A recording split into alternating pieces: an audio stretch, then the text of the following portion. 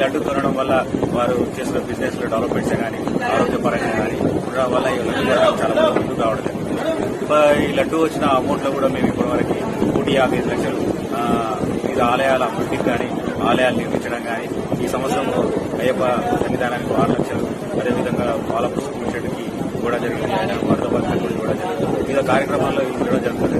ఈ సంవత్సరం 17వ తారీఖు మంగళవారం అనంత చతుర్దశి రోజు 9:30కి లడ్డు యాక్షన్ వేయించడం కొట్రాయిదేవి.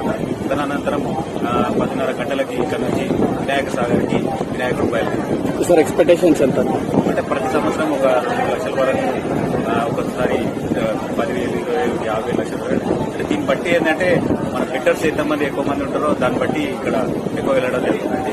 గత సంవత్సరం చూసే 2 lakhs వరకు వెళ్ళింది. ఒక సంవత్సరం 4 లక్షల వరకు వెళ్ళింది. ఈ సంవత్సరం కూడా 2 లక్షల వరకు పెరుగుతుందని